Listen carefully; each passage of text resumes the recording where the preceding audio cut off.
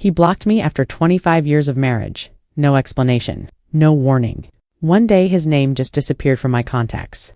Our shared calendar vanished, and every message I sent came back undelivered. 25 years? Gone with a single tap of a screen. He didn't just walk away from the marriage we'd built a life, a family, a future together. I was there through every high and every heartbreak. And yet, in the end, he discarded me like a number he didn't need anymore. But instead of begging, crying, or chasing after a man who clearly had no respect for me, I did something he never saw coming. I bought the house right next door, and from the second I moved in, everything started to unravel. His secrets, his lies, and the quiet little life he thought he could build without me. I watched it all crumble one window at a time. You think you've heard stories of revenge, but this isn't about getting even. This is about what happens when a woman finally chooses herself and what unfolds when the man who blocked her realizes he can never look away again. Michael and I were never the passionate whirlwind romance type. Ours was slow-burning, quiet, and practical. We met in our mid-20s, both fresh out of disappointing relationships and too exhausted by drama to chase anything volatile. He was stable, smart, predictable, the kind of man who filed his taxes early and kept a backup charger in his car just in case, and that steadiness. It comforted me. At the time, that's exactly what I wanted. Our first apartment was a 600-square-foot rental above a laundromat that always smelled faintly of detergent and burnt toast. We didn't have much hand-old, second-hand couch, mismatched plates, one pan that did everything, but we had routines. Movie nights on Fridays, grocery runs together every Sunday.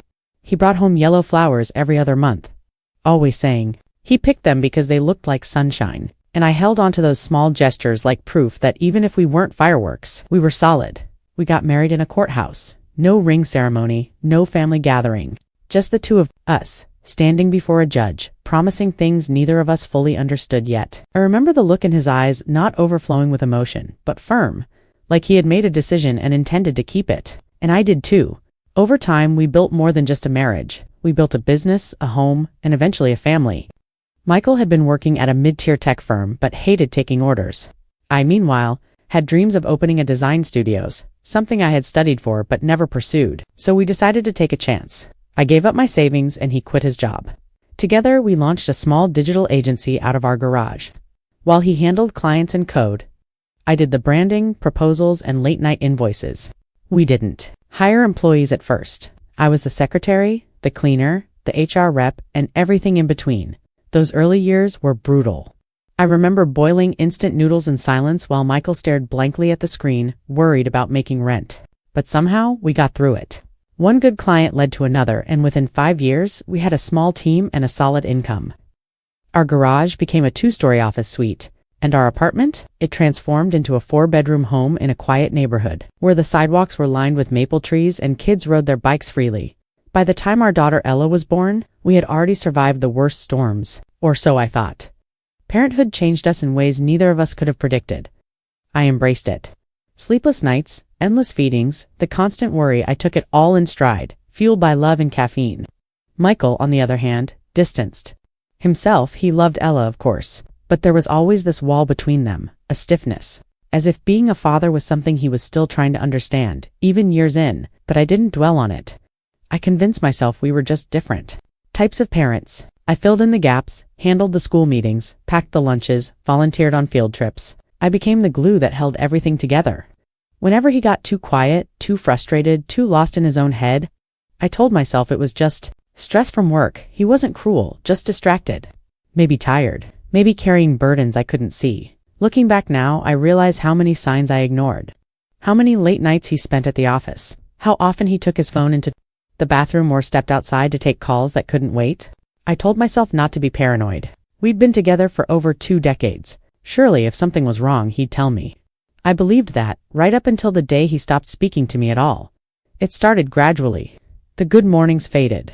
Then the good nights. Then came the one-word responses and the forgotten anniversaries. I chalked it up to burnout, thinking if I just gave him space, he'd snap out of it. But the space only widened. Our conversations became mechanical. When we spoke, it was about Ella, the house, the bills, nothing else. And when I asked if everything was okay, he always said the same thing. I'm just tired. One night, I stood in our kitchen, pouring coffee into the same chipped mug I'd used for years. When I realized I hadn't heard him laugh in months, Not a chuckle, not even a smile, just this dull, quiet presence haunting the home we built together. But even then, I didn't let myself fall apart. I told myself it was a phase, that people grew apart and then found their way back. I just had to hold on a little longer. The real slap came later. One Saturday morning, I texted him a grocery list, nothing unusual. Just eggs, milk, laundry detergent. I watched the message hang there undelivered. I blinked, checked my Wi-Fi, checked his contact, sent another message. Still undelivered? My heart sank. I opened our shared calendar. App gone. The photo album. We'd synced for Ella's milestones, deleted. I tried to call. Straight to voicemail. I didn't believe it until I logged into a different account and checked his profile. Blocked. My own husband of 25 years had blocked me. Like I was a scam caller. Like I was some stranger he wanted to erase. For the first time in our entire marriage, I felt truly invisible. Not unloved, erased. Like I had been plucked from the chapters of his life without warning, without closure. And the worst part, he didn't just block my number. He blocked the version of himself I thought I knew. The first few days after Michael blocked me were a blur of disbelief. I kept checking my phone, refreshing the screen, as if it might have been some kind of glitch. Surely he hadn't meant to. Maybe it was a mistake. A pocket tap? Some misconfigured setting. I called again, straight to voicemail. I sent an email. To our joint address. No reply.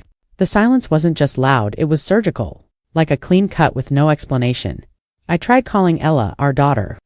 She picked up immediately, her voice cheerful until she heard mine. Mom, are you okay? I hesitated. I didn't want to alarm her. I didn't want to sound pathetic. But something in me cracked open. Your father blocked me, I said. Trying to sound steady, there was a long pause. When she finally responded, her voice dropped, almost cautious. He told me he needed some time, space. He said he was feeling overwhelmed and didn't want to argue. We hadn't argued, not even once, not about anything. That was the strangest part. He hadn't stormed out in anger, he hadn't left a note. There wasn't a single slammed door or shouted word. He had just unplugged me from his life like a broken lamp. I asked Ella if she knew where he was. She hesitated again. He's staying at a condo downtown just for a while. He said it was temporary. That was the moment I knew. This wasn't just about space. This wasn't burnout or midlife restlessness. Michael was done, and he didn't have the decency to tell me to my face. That night, I sat at the kitchen table with a glass of wine and opened the financial spreadsheets I hadn't touched in weeks. For years, I'd let him handle the bills. I trusted him. We had merged our lives so completely, I never thought I'd need a backup plan. But now, every dollar mattered. I combed through our joint accounts and my stomach flipped. Large transfers had been made regularly for the past 6 months. The recipient? A consulting firm I'd never heard of, except this wasn't a firm. A little digging and one reverse lookup later, I found out the name was registered to a woman named Celeste. Celeste, the name alone made my blood run cold. I remembered it faintly. Michael had mentioned a Celeste in passing once, said she was a creative consultant he'd met at a conference. I hadn't thought twice about it. Now, thousands of dollars were being wired to her under vague descriptions like strategy sessions and development fees. At the HOA meeting, I showed up early and took the seat at the front, Michael's old spot. When he walked in with Celeste and saw me there, his expression faltered. He sat 3 rows back. Celeste whispered something in his ear. He didn't respond. His fingers tapped anxiously against his knee the entire time. The neighbors noticed afterward. I lingered a little longer than usual, chatting with the board chair about local zoning changes. When I turned to leave, I found Michael standing by the exit, alone. You bought the house next door? He said, his voice low, almost hoarse. I tilted my head. I did. It's a lovely place. Feels like home. He looked down, then back up. Why? There it was. The million-dollar question. I stepped a little closer, my voice calm but firm. You blocked me, Michael. You cut me out of a 25-year life without a single word. I figured since you didn't want to speak to me, I'd move close enough that you'd have to see me instead. He swallowed hard, his jaw tightening. You're not going to let this go, are you? I smiled. I already did. I'm not here to get you back, Michael. I'm here to remember who I was before you forgot. And with that, I walked past him and into the night air, leaving him standing alone. Walk away again, but this time completely powerless to stop it. The irony wasn't lost on me. After 25 years of being in Michael's shadow, I had become the most watched woman on the block. Celeste might have had the flashy car and the magazine cover wardrobe, but I had something else: stillness, presence, and presence unsettled them. It unsettled Michael most of all. He tried to ignore me at first, pretended I didn't exist, just like he'd done when he blocked my number. He avoided eye contact, adjusted his route to the mailbox, shifted his patio furniture to face away from my house. But no amount of turned backs could erase the fact that every time he stepped outside, I was there, not watching, just living. And the difference between the two was what made it so unbearable for him. I'd begun to rebuild my life in small but meaningful ways, started a part-time consultancy again. Nothing huge, just a few select clients who valued discretion and subtlety skills. I'd honed from years of smoothing over Michael's blunders without ever taking credit. I joined a yoga class, planted herbs in my kitchen window, turned my living room into a cozy sanctuary of soft lighting and secondhand books. I had no grand agenda. I wasn't plotting revenge. I was simply taking up space he never thought I would reclaim. But something happens when a man like Michael loses control. He starts to scramble. It started with the little things: an unexpected visit from a city inspector checking my fence height, a mysterious complaint filed about my compost, been attracting pests. The HOA received an anonymous letter claiming my new garden fountain was a noise disturbance. The pettiness was transparent, but the message was clear. Michael wasn't handling my existence very well, and then, just when I thought he might simmer down, I received a letter from his lawyer. Thinly veiled legalese, accusing me of harassment. My proximity to Michael's home was causing emotional distress and creating a hostile domestic environment. I nearly laughed out loud. Emotional distress. This from the man who blocked his own wife and tried to erase her like a typo? My attorney, a sharp woman who had once dismantled a multi-million-dollar breach of contract case with nothing but a 3-line email, responded with a single sentence. Please be advised, my client has the legal right to reside wherever she chooses. If Michael was rattled before, now he was fully unraveling. I could see it in his posture: shoulders tense, pace uneven. The way he rubbed his temples when Celeste launched into one of her endless monologues, I didn't need to spy. His misery was practically vibrating through the walls.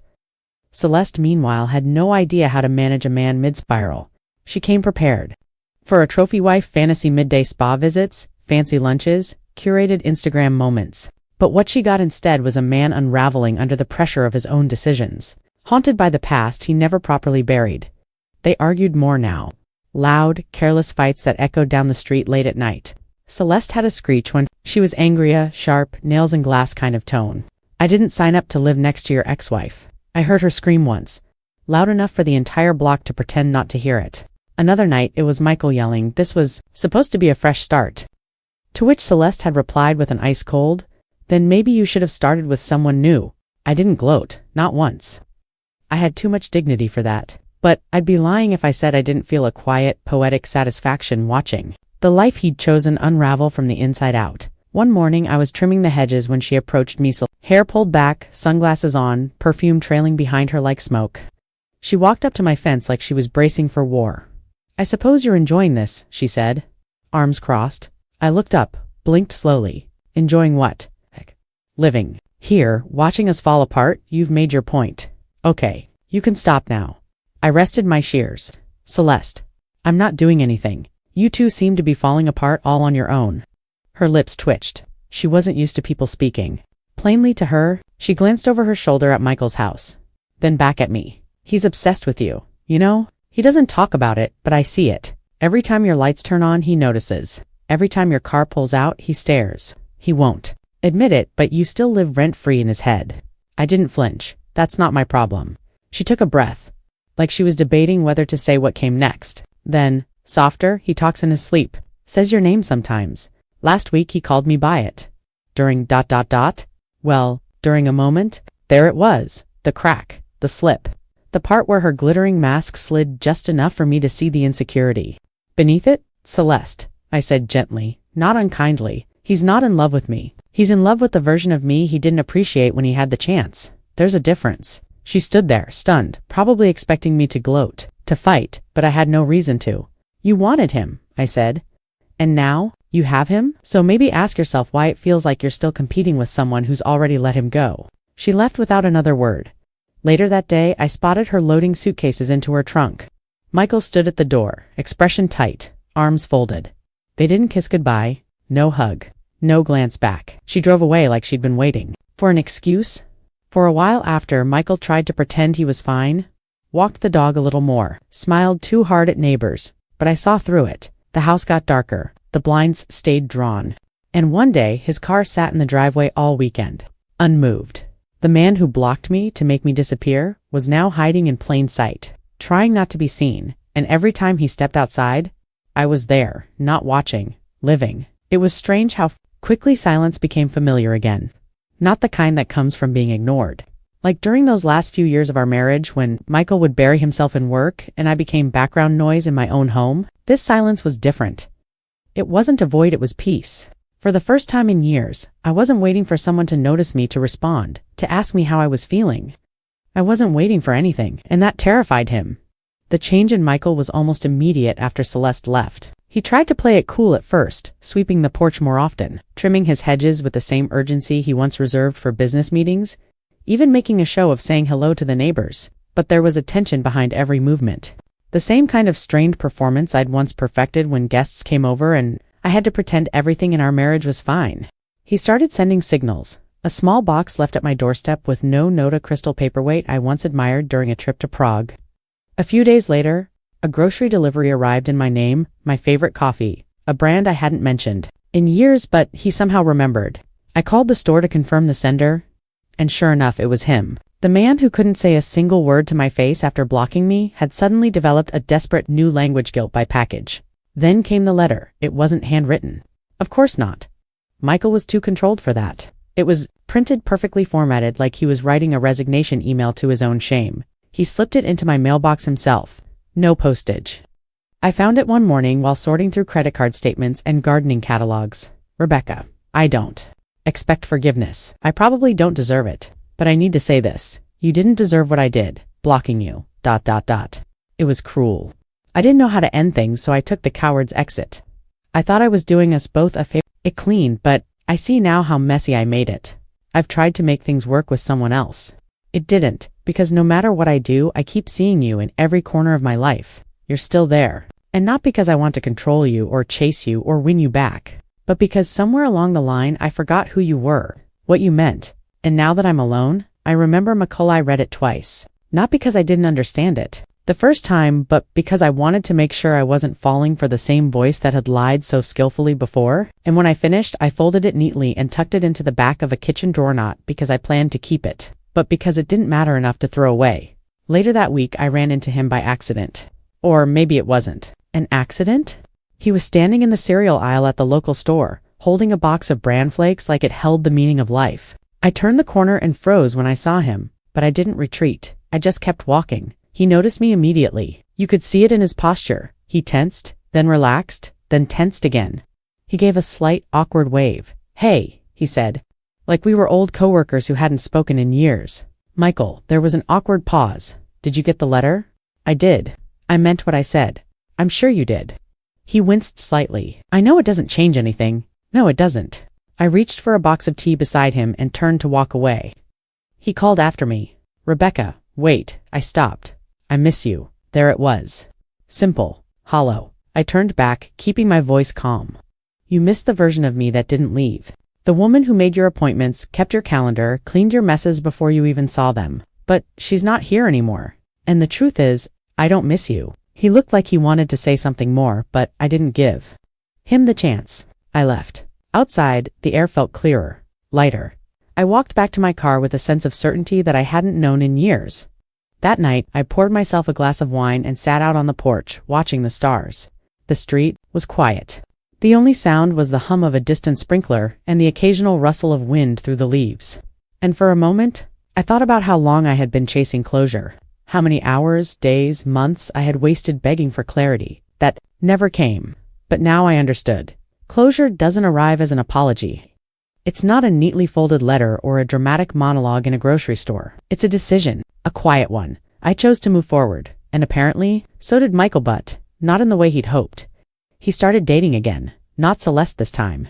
Someone new, younger, friendlier, louder. They'd sit out on his porch in the evenings talking. Just loud enough that I could hear bursts of laughter, snippets of flirtation, and I didn't care at first. It felt like a test, a way to see if I'd look up, if I'd listen, if I'd come knocking. I didn't let him have his loud girls and his careful performances. I had a better kind of company. Over the next few weeks, my circle grew. A new neighbor moved in across the street, retired art teacher named Marla, who loved abstract painting and always brought cookies to book club. She introduced me to her nephew Eli, a man my age who ran a small garden center and invited me to a plant swap one Saturday morning. We laughed. We exchanged numbers. We made plans. I didn't need fireworks or declarations or some grand new romance to feel alive again. I just needed connection, truth, small, steady joy, and now I had it. Michael still sees me. Every morning when he walks out to get the paper. Every evening when he returns from wherever he goes to keep himself distracted. He sees me laughing with friends, unloading bags of fresh herbs, waving to kids as they ride bikes down the street. He sees a version of me that he never really knew. And the worst part for him, the part that burns, is that this version isn't acting. She's finally free. It happened on a Thursday, a day so normal it almost felt scripted. I was in my backyard pruning the rose bushes I'd planted the month after moving in. The sun was just starting to dip low. The sky painted in that fleeting orange-pink haze that makes even broken things look beautiful for a moment. I had my gloves on, the good shears in hand, and my mind somewhere far away until I heard the gate creak open. I looked up, half expecting it to be a delivery or a neighbor, but instead it was Ella, my daughter. Her hair was shorter than the last time I saw her, curled at the ends like she used to wear it in high school. She didn't say anything at first, just stood there on the edge of my garden like she didn't know if she had the right to walk in. "Can I?" she asked, gesturing toward the patio chairs. I nodded. "Of course." She sat, slowly, carefully, like the wrong move might snap the fragile silence between us. "I saw Dad last night," she said finally. "He looked old." I didn't answer. What was there to say? Of course he looked old. Time moves differently. "When you're carrying guilt around like a weighted blanket, he's trying, you know," she added. "He's going to therapy. He talks about you. A lot." I sighed, pulled off my gloves, and sat down beside her. "Ella, I'm not angry anymore. I don't hate him, but I'm also not going back." She looked down at her hands, nodding slowly. "I didn't come to talk you into anything," she said. I need to understand. You and Dad were together for my whole life. And then suddenly, you weren't. I know it wasn't sudden for you, but for me, it felt like the ground shifted overnight." I hesitated, not because I didn't know what to say, but because I wanted to get it right for her sake.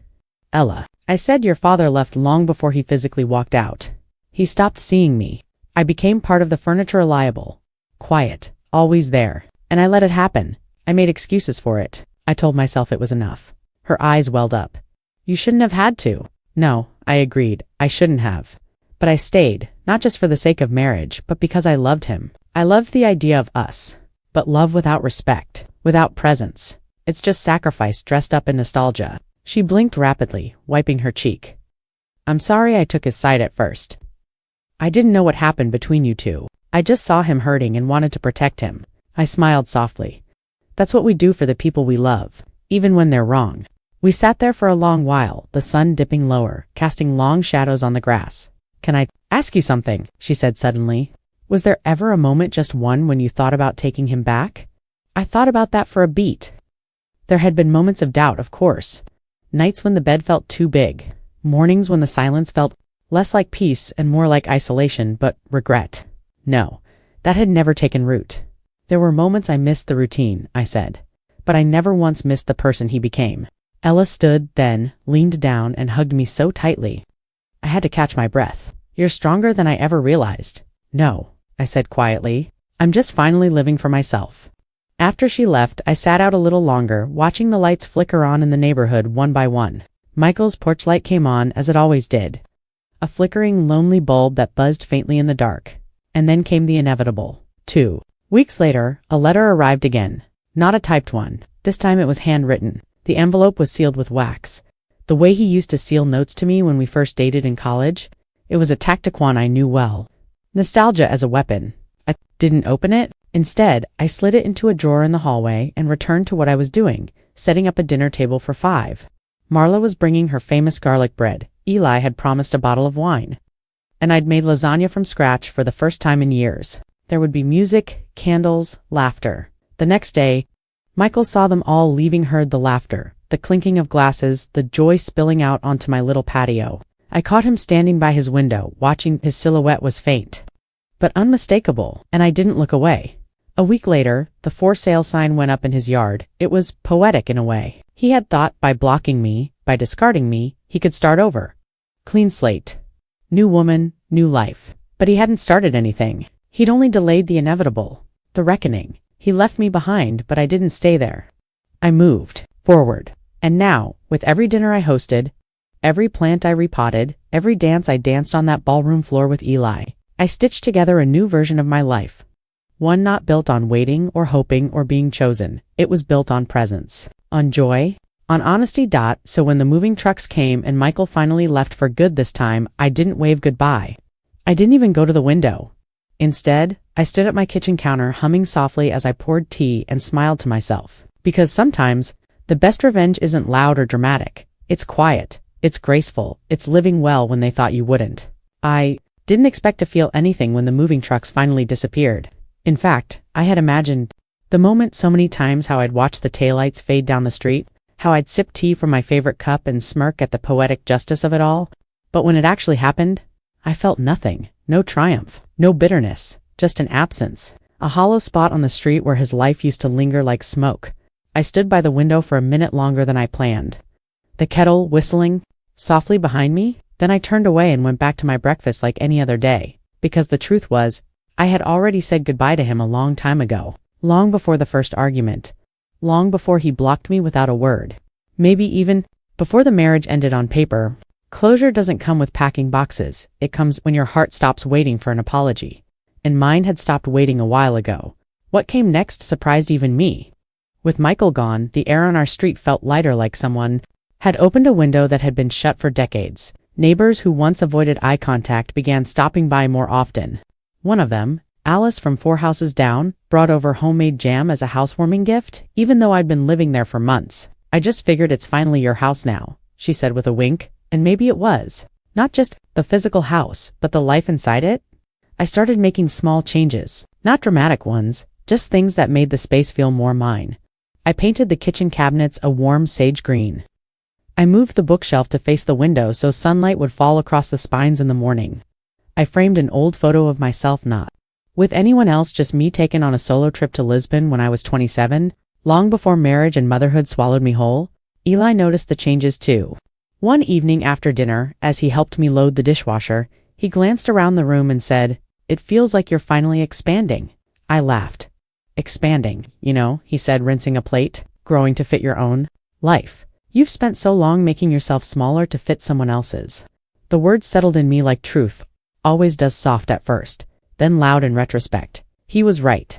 I had shrunk for so long, folded myself neatly into the corners of Michael's life. I'd smoothed over the awkward silences, the emotional absences, the dismissive sighs. I'd made it my job to be palatable, convenient, predictable. But now, I was unfolding. One afternoon, I took a walk around the neighborhood with my old camera. Not the phone camera, not the digital one, the one Michael used to scoff at. "Why bother with film when your phone does everything?" he'd say, as if convenience was always the better option. But there was something sacred about it, something imperfect and real. I captured crooked fences, kids on bikes, a dog sleeping in the shade, a crack in the pavement shaped like a heart. Nothing important to anyone but me. When I developed the photos a week later, they felt like proof that I was still here, still seeing, still feeling. And for the first time in a very long time, I decided to hang some on the walls. Not pictures of weddings or birthdays, just small, quiet moments that were mine. My friends noticed. "You're glowing lately," Marla said during one of our weekend brunches. "It's that post-exorcism glow." We laughed and I didn't correct her because she wasn't wrong, but life, as it always does, found a way to test my peace. It started with a letter, not from Michael. This one was from his sister, Marianne, a woman who had always hovered on the fringes of my life like a judgmental shadow. She never liked me. Not because I did anything wrong, but because I took her brother's attention. And now, years later, she had the audacity to write me as if we were dear old friends. "Rebecca, I heard Michael moved. I won't pretend to know everything that happened, but I think it's time you consider reaching out. He's alone now. No family nearby, no one checking in on him. We may not have always seen eye to eye, but I know you're kind. And I know you still care. Even if you won't admit it, just think about it." Marianne, I read it twice, then tossed it into the recycling bin without a second thought. Because here's what Marianne and so many others, I left because I started caring about myself. That wasn't cruelty. That was survival. And Michael being alone was never about geography. He was alone long before I ever moved out. Loneliness is not about who's around you. It's about who you see and who sees you. and Michael had never really seen me. Still, the letter lingered in my thoughts longer than I wanted to admit. Not because I felt guilt, but because I realized something else. People would always try to rewrite the story to make it more comfortable for them, a version where I was the villain for walking away, a version where I was cold for not returning, a version where loyalty meant self-destruction, but I didn't owe anyone their comfort. Least of all the people who were never there when I needed them. A week after Marianne's letter, I hosted my first backyard movie night. Eli helped set up a projector, and Marla brought vintage lawn chairs she had kept from the 70s. We watched an old French film none of us fully understood, passed around bowls of popcorn, and wrapped ourselves in blankets as the evening chill crept in. At one point, during a quiet scene with nothing but music and moonlight, I looked around at the people beside me laughing, talking, living, and I realized something important. This was my life now. This was my version of happiness. Not the one I had been handed, but the one I had created from the wreckage. And if anyone still thought I should go back to a man who blocked me, abandoned me, and erased 25 years with a single button, then they never truly knew me at all. So when I finally updated my will later that month, I made a note. All of it goes to Ella and the community center I'd begun volunteering at. Michael's name wasn't mentioned, not out of revenge, not even anger, just clarity. He had his chance. He chose erasure. I chose myself. It wasn't until the following spring that I truly understood what it meant to start over. Not just physically, not just emotionally, but so deep. For the first time in my adult life, I was no one's wife, no one's obligation, no one's fallback. I was simply Rebecca. And while that might sound liberating at first, it was terrifying. You see, when you've spent 25 years measuring your worth by someone else's convenience, how quickly you can answer a text, how smoothly you can de-escalate a mood swing, how invisible you can make your own needs you, forget how to just be. I didn't know what kind of eggs I liked anymore. That sounds small, but it shook me. I had always made scrambled because Michael liked scrambled. Always cut the crusts off sandwiches because that's what Ella preferred as a child. But now, alone in my own kitchen, faced with the simple question of how do I like my eggs, I froze, so I did what I should have done years ago. I experimented. One morning I tried poached. The next, over easy. I learned how to make soft-boiled eggs in a Japanese-style marinade and devoured them on warm rice. I kept going until I found it medium-boiled, slightly runny yolk, dusted with smoked paprika. It wasn't just about the eggs. It was about reintroducing myself to myself. And once I started, I couldn't stop. I signed up for a pottery class not because I was good at it, but because I wasn't. I let my hands fumble and my bowls wobble on the wheel. The first few were hideous. One looked like a melted hat. Another cracked before it even cooled, but I loved every second of it. I loved getting messy. I loved failing. I loved not being perfect. Then came the trip to Iceland, a solo journey. The kind of trip I used to daydream about, but never dared take because Michael thought cold places were depressing and Ella had school and there was always something else to do for someone else. But now I went. I stood under the northern lights and cried, not out of sadness but wonder. I hiked across black sand beaches and soaked in thermal pools surrounded by snow. And for the first time in decades, I didn't think about who was texting me, who needed dinner, or who might be annoyed that I'd wandered too far off the trail. I was just present. That trip changed everything. Not because Iceland was magical, though it was, but because I realized how much I had been holding myself back out of habit. I had spent years acting as if freedom was something that required permission. It didn't. And here's what really struck me. Even in his absence, Michael had lingered, like a ghost in the walls of my routine. Even after he left, I still lived by his invisible rules. I still caught myself hesitating before spending money or flinching at a loud noise, or explaining myself to no one in particular like I needed a reason to enjoy something. That's the thing about long-term manipulation. It becomes your inner voice long after the person is gone, but slowly I began to overwrite that voice. With my own, I reconnected with my sister after nearly a decade. We hadn't fought, we'd just drifted, pulled apart by life and time and Michael's subtle disdain. For my side of the family, he always thought they were too emotional, too much drama. He used to say it like he was saving me from chaos, but really he was isolating me. I see that now. My sister welcomed me back with open arms and zero questions. She didn't care about the details, the gossip, the drama. She just hugged me and said, "About damn time." And over the next few months, we made up for lost time, late night calls, spontaneous lunch dates, laughing over things that only sisters could find funny. It reminded me that love wasn't supposed to feel like constant effort. It was supposed to feel like home. And speaking of love, it found me again too. Not in the sweeping fairy tale way, not in a grand gesture. It came slowly, gently, through conversation, through shared books and slow walks and respectful silences. His name was Alan, a retired professor who had been widowed for 7 years. We met at a local book club I almost didn't attend because I thought, what if it's awkward? But it wasn't awkward. It was easy. He never made me feel like I had to impress him. I didn't have to prove I was strong or independent or put together. He liked my crooked smile and the way I snorted when I laughed too hard. He remembered my birthday without needing a reminder. He didn't try to fix me. He just listened. And that, more than anything, was what I had always craved. But I didn't lose myself in him. That was the difference. I had already built a life I loved. He was just a bonus-on addition, not a replacement. And that distinction mattered then. Out of the blue came the final letter from Michael. It arrived in a plain envelope with no return address, just my name, written in his handwriting that I still recognized immediately. The letter was long, rambling, regretful. He talked about his health. He'd been diagnosed with something serious, though he didn't specify what. He talked about the house, how empty it felt, how quiet. He said he'd been watching my life from afar, through friends, through Ella, even through social media. He apologized, not for everything, but for the way he left, for blocking me, for making me feel disposable. He said he didn't know how to face me at the time, that he'd convinced himself I'd be better off without him. And when he realized he was wrong, it was too late. I read it 3 times. Then I lit a match and burned it, not out of malice, but because I didn't need it. I didn't need his guilt or his permission or his closure. I had already closed that chapter, and rereading it wouldn't change the ending. Instead, I wrote my own letter, never mailed it, just folded it into my journal. It said, "Thank you for teaching me what I don't want. Thank you for showing me how strong I am.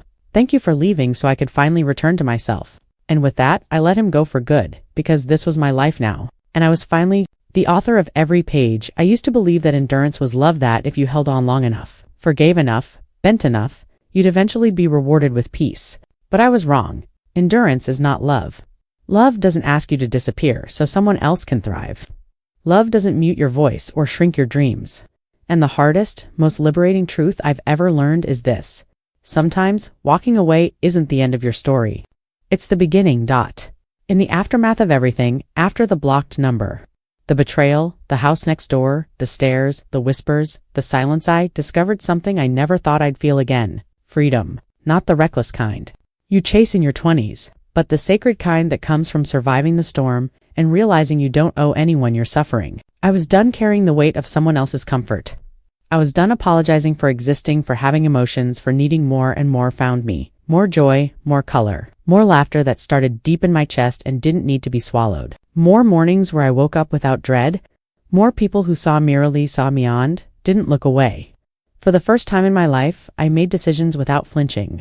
I went where I wanted, wore what I liked, loved without conditions, and most importantly, forgave myself for staying too long in a place where I had become invisible. Michael will always be a part of my past, a chapter I can't erase and wouldn't want to, because he taught me in the most painful and necessary way that survival isn't enough. You have to live. You have to want more. You have to choose yourself, not once, not when it's convenient, but every single day. So now when people ask me if I regret it, buying the house next door, confronting the betrayal, starting over at an age when society tells women to fade quietly into the background, I smile, because I don't regret a single moment of becoming the woman I am now. He blocked me after 25 years of marriage, and I built a better life right next door.